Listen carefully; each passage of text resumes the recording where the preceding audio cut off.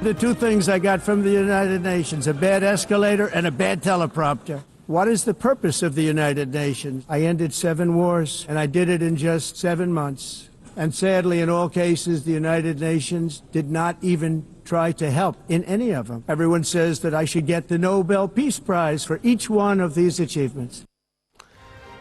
Red line Islamabad studio سے Donald Trump نے آج اقوام متحدہ کی جنرل اسمبلی سے خطاب کو دنیا کی بے عزتی پروگرام میں کنورٹ کر دیا. دنیا کا کوئی بر اعظم ایسا نہیں ہے, کوئی صدر ایسا نہیں ہے, کوئی وزیر اعظم ایسا نہیں ہے, کوئی ملک ایسا نہیں ہے کام کا جس کے بارے میں اس نے الفاظ ایسے نہ ادا کیے ہوں کہ جیسے وہ اس کے نوکر چاکر ہیں. اس نے یہ بتا دیا کہ اقوام متحدہ تو بالکل ایک فضول قسم کا ادارہ ہے, ان کے پاس تو نہ لفٹ چلتی ہے نہ پرومپٹر چلتا ہے. اور اس نے کہا کہ میں نے کسی زمانے میں ان کو کہا تھا کہ میرے سے بنوا لیں اقوام متحدہ کی بلڈنگ, میں نے ان کو $500 ملین کے اندر بنا کے دینی تھی. یہ اتنے بیوقوف ہیں کہ انہوں نے میری بات نہیں مانی, مجھے ٹھیکہ نہیں دیا, تو $4 بلین خرچ کرنے کے باوجود ایسکیلیٹر ان کے نہیں چلتے. اس کے علاوہ اس نے جو ٹون سیٹ کی ہے اس تمام اسمبلی کی, اس نے یہ بتایا ہے کہ تمام دنیا کے ممالک اور ادارے ایک طرف اور امریکہ اور اس کا صدر ایک طرف.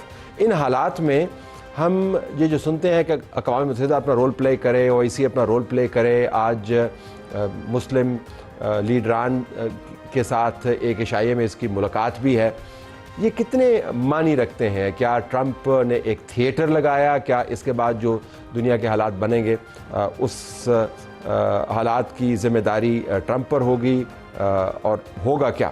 سردار مسعود خان صاحب سابق صدر آزاد کشمیر, سابق سفیر, پاکستان کو ریپرزینٹ کر چکے ہیں دنیا کے بڑے اہم کیپٹلز میں, ہمارے ساتھ موجود ہیں. ان کا بہت شکریہ آپ نے جوائن کیا جی. ابھی 1 منٹ میں آپ سے بات کرتے ہیں. دوسرا معاملہ ناظرین بے نظیر انکم سپورٹ پروگرام کا ہے. اس کے اوپر جماعت اسلامی کے قائد نے بیان جڑ دیا کہ یہ فراڈ ہے. اس سے پہلے PMLN کی طرف سے یہ بیان آتا ہے جی کہ ہمیں اس پروگرام کے اندر ریفارم چاہیے, اس کے ذریعے ہم نے جو سیلاب زدگان ہیں ان کے لیے جو پہنچ کا بندوبست ہے ہم وہ نہیں کرنا چاہتے.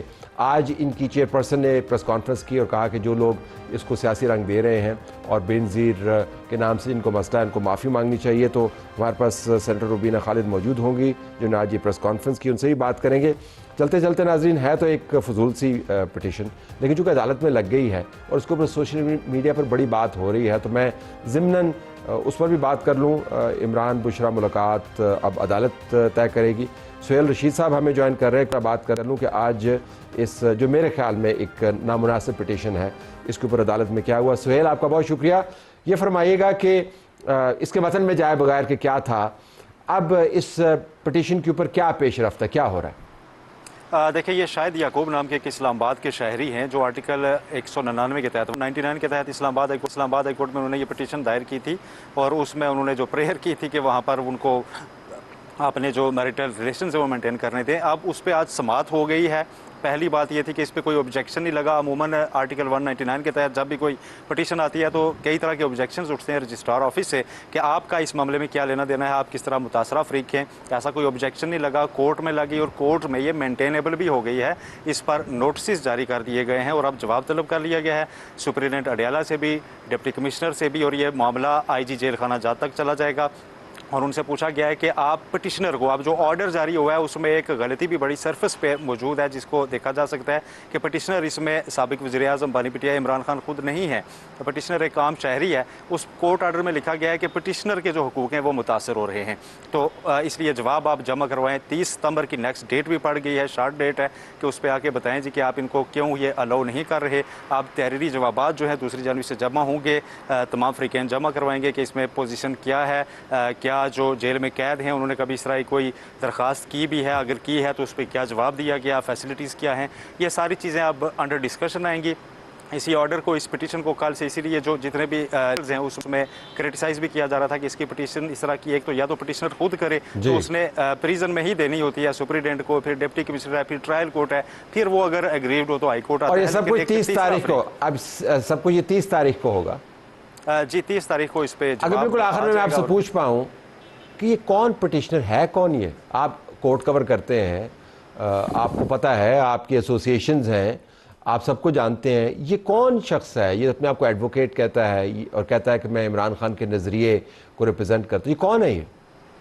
دیکھیں یہ اس طرح کے پٹیشنرز جب بھی آتے ہیں تو وہ کھل کر اپنی چیز نہیں بتاتے. آج بھی ایسا ہی ہوا جب ان کے وکیل سے جاتے ہوئے مسلسل وہاں پر موجود رپورٹرز نے کویسچنز کیے کہ آپ بتائیں کہ آپ اس سارے معاملے میں کیسے ایک فریق بنتے ہیں, تو ان کی جانب سے کوئی بھی واضح جواب نہیں دیا گیا. اور جب پوچھا جاتا ہے کہ آپ کا جو پٹیشنر ہے مین جس کو آپ ریپرزینٹ کر رہے ہیں وہ کون ہے, وہ کس حیثیت سے یہاں پر آ رہا ہے, اس پر بھی کوئی واضح جواب نہیں دیا گیا. وہی ایک محب وطن شہری کی جو ہوتی ہے اصطلاح استعمال کی جاتی ہے کہ وہ عوامی مفاد میں عدالت آ گیا ہے. لیکن سب سے بڑا حیران کن نقطہ یہ تھا کہ عدالت نے اس کو انٹرٹین کیا اس پٹیشن کو, جبکہ آرٹیکل 199 میں جب تک آپ ایگریوڈ نہ ہوں یا مفاد عامہ کا معاملہ نہ ہو اس کو انٹرٹین نہیں کیا جاتا. انبلیویبل.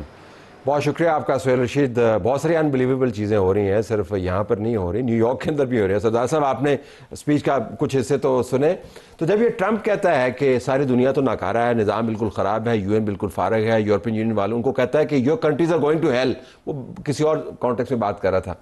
تو ہم یہ جو کہتے ہیں کہ اقوام متحدہ سے ہمیں حل ملے فلسطینیوں کے حقوق کا, کشمیریوں کے حقوق کا, یہ تو پھر کھوکھلی سی بات ہے, یا ٹرمپ جو ہے اس نے بڑکیں زیادہ ماری, کیا ہوا؟ نہیں, یہ آپ نے بالکل صحیح کہا ہے. نہ فلسطین کو حق خود ارادیت ملا ہے, نہ ان کی ریاست بنی ہے, نہ کشمیر میں بھی قراردادیں موجود ہیں کشمیر کے سلسلے میں اقوام متحدہ کے سیکیورٹی کونسل کی, ان کی بھی مرادیں بر نہیں آئیں. تو یہ تو روزہ روشن کی طرح آیا ہے. ایک چیز میں آپ کو بتانا چاہتا ہوں, یہ جو نیو ورلڈ آرڈر بنا تھا یا جو اس کو انٹرنیشنل لبرل آرڈر کہتے ہیں, یہ ووڈرو ولسن کے نظریہ حق خود ارادیت سے وجود میں آیا تھا. لیگ آف نیشنز بنی, دوسری جنگ عظیم ہوئی اور اس سے پہلے لیگ آف نیشنز تحلیل ہو چکی تھی. تو اس کے بعد امریکہ کے زیر قیادت بہت سے ادارے وجود میں آئے, اقوام متحدہ, عالمی عدالت اور برٹن ووڈز انسٹیٹیوشنز, اور بہت سی کچھ 36 سے 40 کے قریب ایفیلیٹڈ باڈیز ہیں ورلڈ. دنیا چلی ہی انہی اداروں کی وجہ سے نظام کے. اچھا جی, لیکن آج تو وہ کہہ رہے ہیں یہ فارغ ہیں, ان کے تو اسکلیٹر بھی نہیں چلتے. میں اسی نقطے کی طرف آ رہا ہوں. وہ اصل میں یہ ہے کہ جو پہلے نیو کانس تھے اور اب جو ہے سب ٹرمپ آئے ہیں, میگا اور امریکہ فرسٹ ان کا جو ہے موٹو ہے, تو اس کے تحت وہ عالمی نظام جو انہوں نے خود قائم کیا تھا اس کو مسمار کر رہے ہیں. اس میں مثال کے طور پر انہوں نے آج جو اقوام متحدہ کے اوپر حملہ کیا. اپنے جو حلیف تھے دوسری جنگ عظیم میں, اس کے بعد جو تھے خاص طور سے مغربی یورپ, نیٹو کے حوالے سے, پھر ان کی اتنی بےزتی کی, ان کو بیٹھ کے کہتے تم لوگوں کو پتہ نہیں ہے رشیا سے تم آئل اور گیس خریدتے ہو, اس کو پیسے دیتے ہو اور اس سے جنگ بھی لڑتے ہو, تم پاگل ہو. اس طرح کی باتیں کر رہا تھا. کسی حد تک درست کہہ رہا ہے, کسی حد تک درست کہہ رہا تھا, لیکن کیا کون رہا تھا یہ بھی دیکھنا ہے نا. یہ دیکھیں, اور ہندوستان سے بھی اس کا یہی شکوہ ہے. اس نے نام لیا ہے, اس نے کہا جی کہ فنڈ کرنے والا چائنا اور ہندوستان دونوں ہے. جی, آج ہی آپ نے وہ خبر دیکھی ہوگی کہ جو مکیش امبانی ہے اس نے 2022 سے اب تک $33 بلین کا وہاں سے تیل خریدا ہے ریلائنس کے لیے. تو اچھا, دوسری یہ میں آپ کو بتاؤں کہ یہ جو ہے میگا بیس کیا کہہ رہی ہے کہ ہم لوگوں نے جو پوری کی پوری جو آپ اس کی صدر ٹرمپ کی تقریر دیکھیں تو وہ یہ کہتے ہیں کہ ہم نے یہ غیر ملکی لوگ لا کے یہاں آباد کر دیے, نقل مکانی ہوئی ہے, غیر قانونی بھی ہوئی ہے, آبادی کا تناسب تبدیل ہو گیا, ہماری اقدار متاثر ہو رہی ہیں. لاطینی امریکہ سے تقریباً 19 ملین کے قریب لوگ وہاں آباد ہیں جن کا وہ تو لندن کے میئر کے پیچھے پڑا ہوا کہہ رہا ہے کہ وہ وہاں پہ شریعہ نافذ کر رہا ہے, یعنی اس نے کوئی جگہ چھوڑی نہیں ہے آج. جی, اور مطلب یہ ہے کہ مسلمانوں کی جو بڑھتی ہوئی آبادی ہے وہ باعث تشویش ہے.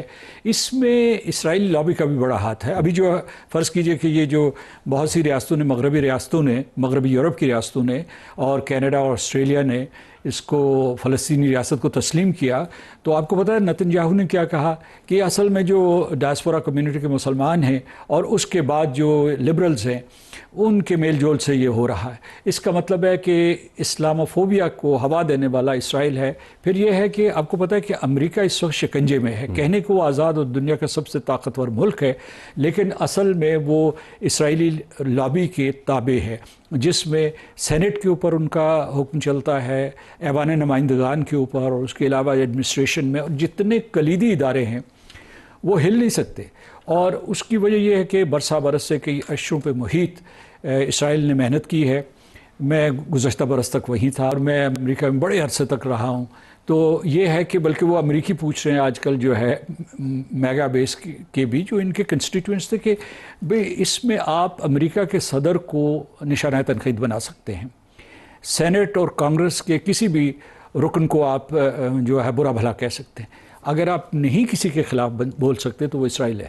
تو اس کا مطلب یہ ہے کہ زبان بندی، حالانکہ وہ جو ہے فریڈم آف ایکسپریشن جو ہے، تو آج وہ اسرائیل کی زبان بول رہا تھا آپ کے خیال میں، ان کو ریپرزینٹ کر رہا تھا یا اپنی بیس کی بات کر رہا تھا؟ کیونکہ اس کی بیس جو ہے وہ تو ساری دنیا میں اس نے پھیلائی ہوئی ہے. ہر جگہ پہ آپ کو نیو کانز نظر آتے ہیں جو کہتے ہیں جی کہ یہ امیگرینٹس کو نہیں آنا چاہیے، مائگریشن بہت بری ہے، یہ اسلامو فوبیا کو پروموٹ کرتے ہیں. وہ تو آج کہہ رہا تھا بارڈر بند کریں، ان سب کو نکال کے واپس بھیجیں اور ورنہ آپ تباہ ہو جائیں گے. وہ دو کنسٹیٹیوئنسیز کی زبان استعمال کر رہا تھا کہ اسرائیلی اور دوسری میگا بیس، اور کیونکہ وہ اسے پتہ تھا کہ اس کے چاہنے والے جو ہے سن رہے ہیں تقریر، تو ان سے خطاب کر رہا تھا، بین الاقوامی برادری سے خطاب. یہ بڑا دلچسپ نکتہ ہے کہ اس کا آڈینس جو ہے وہ سامنے بیٹھے ہوئے نہیں، ریفرنس وہ تھا لیکن سنا ان کو، کیونکہ تالی وہاں بج رہی تھی. اور اسرائیل جو ہے اس کے بارے میں خبریں وہاں سے یہ آ رہے ہیں کہ اسرائیل کا اتنا اثر و رسوخ ہے کہ صدر ٹرمپ کے ہاتھ بندھے ہوئے ہیں. وہ اگر کچھ کرنا بھی چاہتا ہے مشرق وسطیٰ کے بارے میں تو وہ نہیں کر سکتا. اچھا، ایک چیز بڑی اچنبے کی ہے، وہ یہ ہے کہ پاکستان اور سعودی عرب کے درمیان ایک تاریخی معاہدہ ہوا، اسٹریٹجک میوچل ڈیفنس ایگریمنٹ. امریکہ نے اس کے خلاف کوئی بیان نہیں دیا، حالانکہ یہ ایک قسم کا براہ راست پیغام ہے اسرائیل کو اور ہمارے مشرق میں ہندوستان کو پیغام ہے. اور اس کے پیچھے جو ہے خلیجی ریاستیں بھی، باقی 5 خلیجی ریاستیں بھی موجود ہیں. لیکن امریکہ نے کسی برہمی کا اظہار نہیں کیا. تو میں یہ کہنا چاہتا ہوں کہ وہ لوگ بہت برے طریقے سے پھنسے ہوئے ہیں. اور دوسری طرف جو ہے ان کا یہ صورتحال ہے کہ ان کی جو جی ڈی پی ہے وہ تقریباً 25 سے 28 ٹریلین کے قریب ہوگی. ان کا قرضہ $37 بلین. آج آپ نے سنا نہیں اس کو، وہ کہہ رہا ہے $37 ٹریلین. جی وہ کہہ رہا ہے $17 ٹریلین تو آ گئے 7 مہینے کے اندر. وہ کہہ رہا ہے کہ منی از پورنگ ان، اور بہترین ہمارا مینجمنٹ ہے، انفلیشن نیچے ہے، اور ایسی تو تاریخ ہم نے دیکھی نہیں. وہ تو کوئی اور دنیا کی باتیں بتا رہا ہے. نہیں، میرا خیال یہ ان کی خام خیالی ہے، اور وہ اپنا مقابلہ یا تقابل بائیڈن ایڈمنسٹریشن سے کرتے ہیں. اور یہ بھی ایک نئی روایت ہے اب جو نیو کانز کا یا کنسرویٹیوز کا یا جو ایکسٹریمسٹ ہیں یورپ میں ہوں یا امریکہ میں، وہ اپنے سیاسی مخالفین کی بات بین الاقوامی فورمز میں کرتے ہیں. تو اس روایت کو بھی صدر ٹرمپ نے برقرار رکھا ہے. تو بالکل. اب ٹورڈز اینڈ اگر میں آپ سے پوچھ پاؤں تو جو ہماری امیدیں ہیں کہ فلسطین کے معاملے کے اوپر اقوام متحدہ جیسے ادارے کچھ کام کریں، اور وزیر اعظم پورے ڈیلیگیشن کے ساتھ وہاں پر موجود ہیں، دوسرے ممالک بھی ہائیسٹ لیول کے اوپر ریپرزینٹ ہو رہے ہیں، تو پھر اقوام متحدہ کے سامنے تو پھر نشستن برخاست. وہاں پر ہم نے فلسطینی ریاست کو بڑا ہم نے ڈھنڈورا پیٹتے ہوئے سنا کہ جنہوں نے مان لیا ہے. اب فلسطینی ریاست کے پاس زمین تو ہے نہیں، جو تھی انہوں نے قبضے میں لے لی ہے، ان کو دریا برد کر رہے ہیں. سو اب یہ بہت زیادہ ایک سینسزم پھیل رہا ہے کہ بھائی وہ مطلب یہ ایسی دنیا ہے جس کے اندر ٹرمپ جو اس کے منہ میں آتا ہے وہ بات کرتا ہے. دیکھیے، لوگوں نے یہ کہا کہ ان کی جو مغربی یورپ کے ممالک کی فلسطین کو تسلیم کرنا تھا، یہ ایک نمائشی یا علامتی جیسچر تھا، لیکن پھر بھی اہم ہے. اور پیلسٹینین اتھارٹی نے اس کا خیر مقدم کیا، پاکستان نے اس کا خیر مقدم کیا ہے، کیونکہ وزن بڑا ہے. پہلے جو ہے تیسری دنیا کے ممالک جو تھے وہ فلسطین کو تسلیم کرتے تھے. اس میں خیر چین اور رشین فیڈریشن نے بھی کیا ہوا تھا، انہوں نے بہت پہلے 1988 میں کیا تھا. لیکن سردار صاحب فلسطینی ریاست کہاں پہ ہے جس کو نہیں، آپ نے بالکل درست کہا. میں صرف یہ کہتا ہوں کہ یہ لوگ یہ کہہ رہے ہیں کہ اسٹامر ہو یا میکرون ہو فرانس کے، وہ یہ کہہ رہے ہیں کہ ہم مزید محنت کریں گے، اور اس میں ان کے بڑے بلند و بالا عزائم ہیں. ابھی جو ہے خلیجی ریاستیں، میرا خیال ابھی تھوڑی دیر میں یا ملاقات ہو رہی ہوگی، خلیجی ریاستیں اور انڈونیشیا، ترکی اور اردن اور کیا کہتے ہیں اس کا کون سا ملک ہے، مصر کا میں نے ذکر کیا، یہ صدر ٹرمپ سے منت سماجت کریں گے کہ جناب منت سماجت کریں گے. جی منت سماجت، اور کوئی چارہ نہیں ہے. وہ کہیں گے کہ حضور والا دیکھیے 3/4 جو جنرل اسمبلی کی یا یونائٹڈ نیشنز کی ممبرشپ ہے اس نے فلسطینی ریاست کو تسلیم کر لیا. صرف آپ کا ویٹو ہے جو اسے ناممکن بنا رہا ہے. تو اگر میں آپ کو بتا رہا ہوں، میں سلوشنز بتاتا ہوں، بے شک وہ اقوام متحدہ میں قابل عمل ہونا ہوں. پہلا یہ ہے کہ صدر ٹرمپ یہ فیصلہ کر سکتے ہیں اگر وہ لچک کا مظاہرہ کریں کہ اس مرتبہ جب یہ قرارداد پیش ہو سلامتی کونسل میں تو اپنا ویٹو استعمال کرنے کی بجائے ابسٹین کر جائے. یہ نہیں ہوگا، you know that very well. جی نہیں ہوگا، لیکن خواہش کرنے میں کوئی نہیں، خواہش کیسا، لیکن میں تو آپ کے دوسرا یہ کہتے ہیں وہ نہیں ہوگا نا. جو کچھ سرگوشیاں چل رہی ہیں کہ یہ جو मगरबी ममालिक हैं वो ये कोशिश करेंगे कि जो एक बाकायदा मुत्तसिल रियासत, जो नुक्ता आपने बताया कि एक मुत्तसिल रियासत बनाई जाए पैलेस्टीनियन अथॉरिटी के नीचे। मुत्तसिल से बरात है कि जियोग्राफिकली कंटिगुअस होनी चाहिए और प्री 1967 बॉर्डर्स के ऊपर होनी चाहिए, जो उसने हिस्से बखरे किए हुए हैं, वहाँ गैर कानूनी बस्तियाँ आबाद की हुई हैं। तो इसराइल को निकालेगा कौन वहाँ से? वो तो नेतन्याहू कह रहा है कि ये इलाका हमारा है, अर्दगान को मुखातिब को कह रहा था ये इलाका हमारा है, जगह हमारी है, शहर हमारा है और कोई फ़लस्तीनी रियासत नहीं बनेगी। एंड एज वी स्पीक, और जब ट्रंप बात कर रहा था तो नेतन्याहू के टैंक्स जो हैं वो आगे ही आगे जा रहे थे तबाह करते हुए, तो वो भी नहीं होने वाला। ये जाएगा कौन वहाँ पे, उसको निकालेगा किस तरह? आपका तजिया भी दुरुस्त है और आपके कंक्लूशंस भी दुरुस्त हैं, यानी ये मुमकिनात हैं जो नामुमकिन हैं। तो इस वजह से जो है, लेकिन ये जो जद्दोजहद है इतने अरसे से जारी रही है, ये जद्दोजहद जारी रहेगी। एक और चीज़ जो है, एक नुक्ता उठाया जा रहा है कि लोग फ़लस्तीनियों के बारे में बात कर रहे हैं या अरब ममालिक गैर महफूज हैं, क्योंकि उनका जो ग्रेटर इसराइल का नक्शा है वो सऊदी अरब के एन मिडल में ख़त्म होता है, शाम उसके कब्ज़े में चला जाए, लबनान उसके कब्ज़े में चला जाएगा। लेकिन लोग ये कह रहे हैं कि इस जंग व जदल के बाद इसराइली ना उनके पास इतनी तादाद है यहूदियों की, अगर उनको वो आबाद करते हैं वहाँ लाके, तो वो ये है कि इसराइल गैर महफूज रहेगा परपेचुअली। यानी ये नहीं हो सकता कि वो वहाँ कोई ग्रेटर इसराइल बनाए या अपनी उसने बना लिया है सरदार साहब, उसने बना लिया है, उसने ऑक्यूपाई कर लिया है, उसने बिल्डिंग्स डिमोलिश कर दी हैं, उसने 70,000 बंदा जो है शहीद कर दिया है, उसने 2 मिलियन लोगों को डिस्प्लेस कर दिया है, उसने कब्जा कर लिया है। मतलब I am just trying to understand कि ये जो इस वक्त बहस चल रही है और हमारा ख्याल है कि उस बहस से हम कुछ निकाल पाएंगे, तो ज़मीनी हक़ाइक़ जिनको कहते हैं वो तो बिल्कुल मुख्तलिफ हैं, खौफनाक हद तक। आप दुरुस्त कह रहे हैं इन दोनों चीज़ों में, जो कि बैनुल-अक़वामी राय आमा है और बैनुल-अक़वामी हुकूमतों में 3/4 जो है अक्सरियत अक़वाम मुत्तहिदा की, उसने जो स्टैंस लिया है और जो कुछ होने वाला है ज़मीन पर ऑन द ग्राउंड, इनमें डिस्कनेक्ट है। I have to leave it there. आपका बहुत शुक्रिया। हम आपको नाज़रीन लिए चलते हैं फ़ौरन न्यूयॉर्क। सुमेरा खान हमें ज्वाइन कर रही हैं क्योंकि डोनाल्ड ट्रंप की बात कर रहे हैं, अभी मीटिंग्स उनकी होना बाकी हैं इस्लामी ममालिक के सरबराहान के साथ, वज़ीर आज़म पाकिस्तान समेत। तो उनसे पूछ लेते हैं। अस्सलाम वालेकुम सुमेरा। वालेकुम अस्सलाम, बहुत शुक्रिया तेरा साहब। बताइए अब अगले 2 घंटे में क्या होने वाला है, क्या मेन्यू पर है?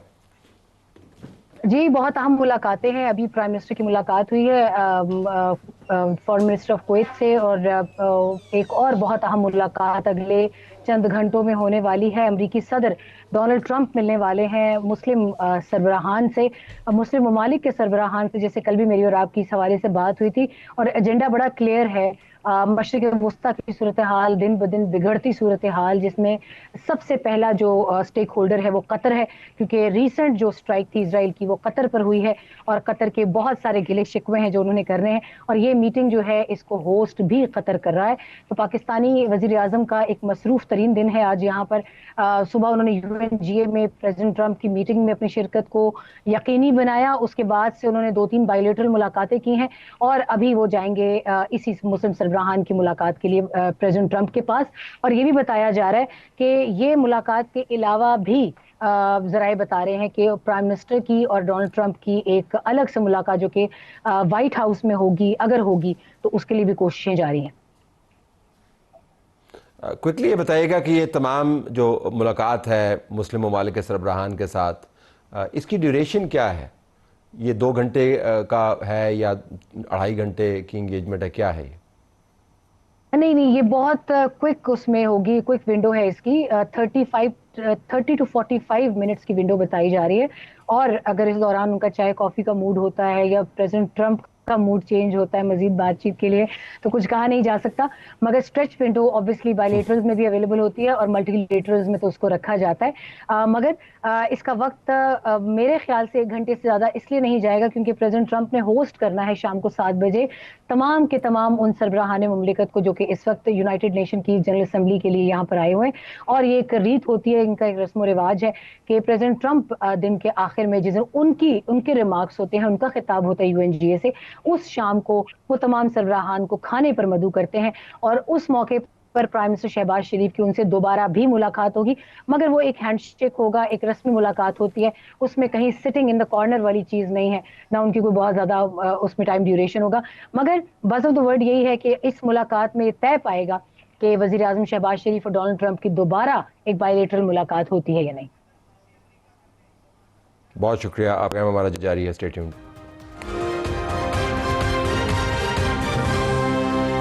अब बिलावल साहब ने ये मुतालबा कर दिया कि इसको बेनज़ीर इनकम सपोर्ट प्रोग्राम के तहत किया जाए। ये सब फ्रॉड है। ये बेनज़ीर इनकम सपोर्ट प्रोग्राम तो एक फ्रॉड है पूरा का पूरा, अपने लोगों को नवाजने का, और मिडिल मैन इसमें भी मौजूद होते हैं। हमें मालूम है, हम जानते हैं सिंध में क्या होता है। नाज़रीन, ये बयान आप सुन रहे थे अमीर जमात इस्लामी हाफिज़ नईम रहमान का। 22 सितंबर को उन्होंने बयान दिया। आज बेनज़ीर इनकम सपोर्ट की चेयरपर्सन सेनेटर रुबीना खालिद ने एक प्रेस कॉन्फ्रेंस की और नाम लिए बगैर, लेकिन उन्होंने जवाब दिया कि इन लोगों को सियासत करनी आती है, लेकिन इस प्रोग्राम का उन्होंने दिफा भी किया। इस प्रोग्राम के हवाले से कुछ और भी कंट्रोवर्सी चल रही है। कल हमारे प्रोग्राम के अंदर इंफॉर्मेशन मिनिस्टर पंजाब की मिस अज़मा ने बात की और उन्होंने कहा जी कि हमने पंजाब के अंदर जो लोगों को सैलाब से जो मुतासर हैं मदद फराहम करनी है, वो बेनज़ीर इनकम सपोर्ट प्रोग्राम के ज़रिए नहीं की जा सकती, जो पीपल्स पार्टी का एक मुतालबा भी रहा है। सेंटर साहब हमारे साथ मौजूद है। सेंटर साहब, बहुत शुक्रिया, आपने हमें ज्वाइन किया। एक तो इसका आपने जवाब दिया, मैं उसमें पहले नहीं जाना चाहूँगा, ये क्यों ये मफरूज़ा है या आपके पास कोई साइंटिफिक फार्मूला है ये दावा करने के लिए कि सैलाब ज़दगान को बहुत जल्दी इमदाद फराहम करने का बेहतरीन व्हीकल इस वक्त ये है? ये कोई फार्मूला है आपके पास, क्या है? ये बिल्कुल ये टेस्टेड और ट्राइड फार्मूला है। अगर आपको याद हो, कोविड के दौरान जब लोगों तक पहुंच मुश्किल थी, तो इसी को बेनज़ीर इनकम सपोर्ट प्रोग्राम को डेटा को यूज़ करते हुए लोगों को कैश ट्रांसफर्स किए गए थे, क्योंकि लोग काम पे नहीं जा सकते थे। उसके बाद जब 2022 का सैलाब आया, वो भी तब भी इसी बेनज़ीर इनकम सपोर्ट प्रोग्राम के मैकेनिज़म्स को, डेटा को यूज़ करते हुए लोगों तक फ़ौरन इमदाद पहुंचाई गई। और अभी अगर आपने देखा हो तो रमज़ान पैकेज वज़ीर आज़म साहब ने पूरे पाकिस्तान में through Benazir income support programme ही लोगों को दिया है। तो ऐसी कोई बात नहीं है कि हम कोई नई बात कर रहे हैं। एक्सेप्ट के अगर कहता कलामी एक्सेप्ट ये कि इस मरतबा पंजाब के अजला बहुत मुतासर हुए हैं 2022 की निस्बत, और पेंडेमिक का आपने जिक्र किया, रमज़ान पैकेज का आपने जिक्र किया, लेकिन वो सबको बिला तफरीक जाता था। इसमें आपको पहले डिटर्मिन करना है कि जो सैलाब ज़दगान हैं उन तक पहुंचे, तो वो फिर पहले डाटा आपको इकट्ठा करना होगा उन अजला के अंदर। उन अजला के डाटा आपके पास मौजूद हैं। हाउ डू यू नो कि ये जो बीएसपी के साथ रजिस्टर्ड है उसी के पास जा रहा है? और सैलाब ज़दगान में ऐसी बात है कि जो बेनज़ीर इनकम सपोर्ट प्रोग्राम की जो रजिस्ट्री है वो डायनामिक रजिस्ट्री है। It is open through out the year. सारा साल हम लोगों की रजिस्ट्री करते हैं, लोगों के कवायद जमा करते हैं, और नादरा के बाद ये बिगेस्ट डेटा बैंक है पाकिस्तान के अवाम का, और गुर्बत से रिलेटेड डेटा बैंक है। और इसमें इस वक्त तो 1 करोड़ बेनिफिशरीज हैं जो इससे मुस्तफ़ीद हो रहे हैं, लेकिन इसके अलावा करोड़ों की तादाद में हमें स्टेटिस्टिक्स हमारे पास मौजूद हैं, उनकी प्लेसमेंट, उनके फ़ोन नंबर्स, उनकी आइडेंटिटी हमें पता है। और हम ये भी मैंने जो बिलावल साहब की जो स्टेटमेंट सुनी, तो वो स्टेटमेंट वो कहाँ खड़े होकर दे रहे थे? वो पंजाब में खड़े होकर दे रहे थे। दैट मीन्स दैट ही मेंट कि people of Punjab should be helped immediately. हर गरीब मुतासर नहीं हुआ, मुतवसत तबका भी मुतासर हुआ है, अच्छे भले जिम्मेदार लोग मुतासर हुए हैं। आप बिल्कुल सही कह रहे हैं, लेकिन सबसे पहले जो मदद जाएगी वो पुअरेस्ट ऑफ द पुअर को जानी चाहिए, जो कि उस इलाके में रहता है। जियो टैग्ड है हमारे पास डेटा, हमें पता है सैलाब जहां जहां से गुजरा है वहां कौन लोग रहते हैं।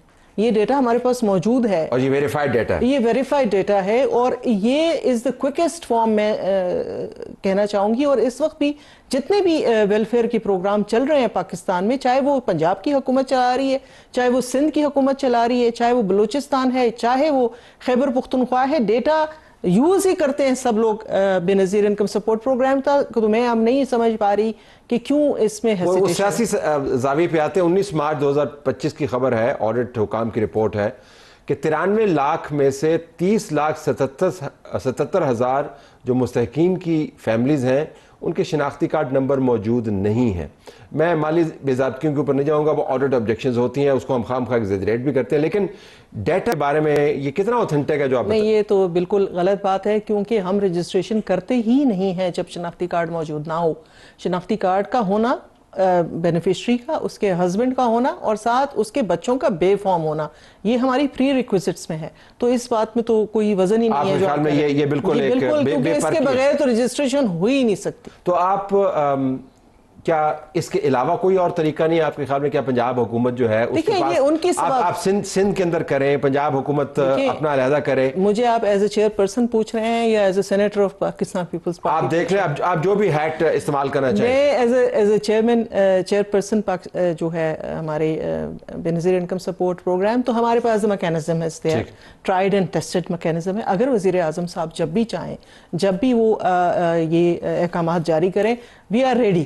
بالکل ہمارے سٹاف کے لوگ, بلکہ بنیر, سوات, چونکہ میرا اپنا تعلق خیبر پختونخوا سے ہے, بنیر, سوات اور سوابی میں خود جا کے میں نے جس طرح آپ نے کہا, ہمارا جو لوگ شاید اور غریب نہیں تھے لیکن اب ان کو امداد کی ضرورت پڑے گی, وہ ڈیٹا کلیکشن بھی ہماری ہو رہی ہے. اور ساتھ ساتھ نادرا کے چیئرمین صاحب سے ہم نے درخواست کی تھی, تو نادرا کی وین بھی موبائل جو ہے ہماری وین کے ساتھ چلتی ہے. تو ہم وہ جو لوگوں کے پاس ڈاکیومنٹس نہیں ہیں, نیچرلی پانی میں بہہ گئے ہیں, تو وہ اکٹھا کر رہے ہیں, کیونکہ یہ ہمارا کام ہے اور ہم نے کرنا ہے. تو اگر میں سمجھ پاؤں تو آپ یہ فرما رہی ہیں کہ ضروری نہیں ہے کہ آپ صرف اسی وہیکل کو استعمال کریں, لیکن اگر آپ کرنا چاہیں تو ہمارے پاس ڈیٹا موجود ہے. اور یہ نہ کہا جائے کہ یہ غلط ہے, یا مطلب دیکھیں ایک انٹرنیشنلی ایکلیمڈ ریناؤنڈ پروگرام ہے جس کی ایک بہت بڑی ساکھ ہے, اس کو ڈیمیج نہیں کرنا چاہیے. اور اس طرح کی جس طرح غیر ذمہ دارانہ اسٹیٹمنٹس دیے جا رہے ہیں, یہ بھی نہیں دینے چاہیے. فلور آف دا ہاؤس پہ کھڑے ہو کے وہ ایک موصوف نے کہا تھا کہ پائلٹ سب جیلی ڈگریوں والے ہیں,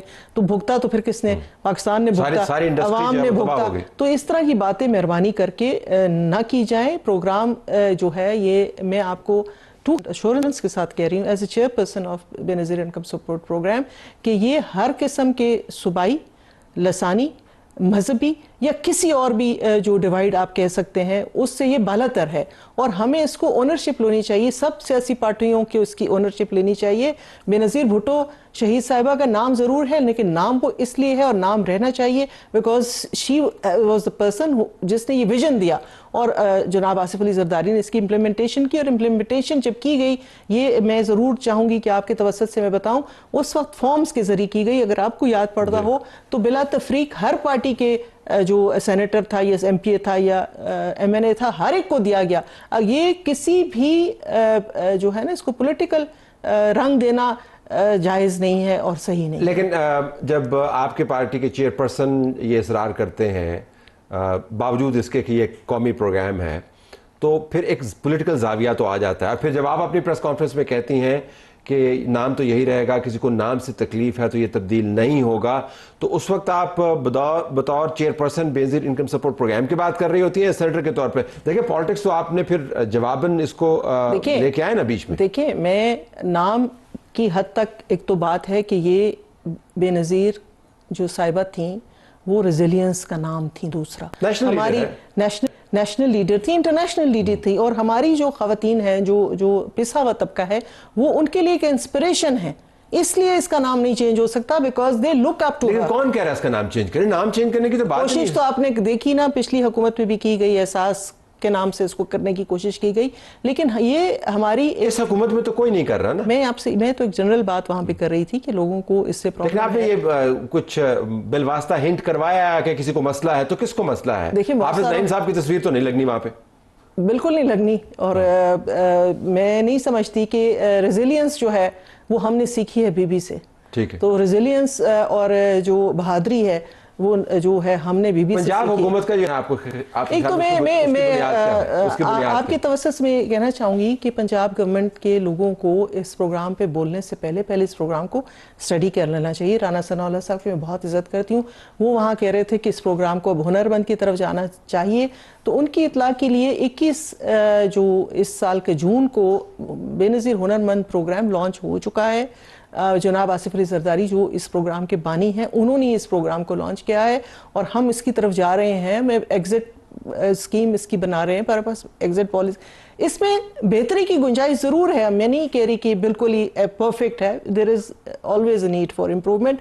اینڈ ہم چاہیں گے کہ یہ آئیں, ہر پارٹی کے لوگ آئیں, ہمیں اپنے سجیشنز دیں اور ہم اس پہ عمل درآمد کریں. لیکن تنقید برائے تنقید جو ہے that is not the solution. ان کا یہ ماننا ہے کہ آپ تنقید پر تو تنقید کرتے ہیں پیپلز پارٹی کی طرف سے، لیکن جو آپ تاکید ہمیں کرتے ہیں کہ آپ کو یہ استعمال کرنا چاہیے اور اس کو پھر واویلا مچتا ہے، پھر ہمیں اس کا جواب دینا پڑتا ہے. دیکھیں انہوں نے تاکید نہیں کی، انہوں نے ایک سجیشن دیا ہے اور وہ وزیر اعظم صاحب کو دیا ہے، اور وزیر اعظم صاحب کے کوارٹرز سے تو ڈینائل ابھی تک ہمیں نہیں ملا. وزیر اعظم صاحب جو ہیں وہ ملک سے باہر ہیں، نیچرلی جب آئیں گے تو یہ پنجاب گورنمنٹ کا اپنا ایک ذاتی مسئلہ. ہم نے پنجاب گورنمنٹ سے تو کوئی ایسی بات نہیں کی کہ آپ ہمیں تو اگر آرڈرز ملیں گے تو وہ ہمیں فیڈریشن سے ملیں گے، because we work under the federation, we are not under the province. Punjab میں ویسے وہ کہہ رہے ہیں کہ جو سیلاب متاثرین کے لیے وزیر اعلیٰ کے کارڈ بنیں گے.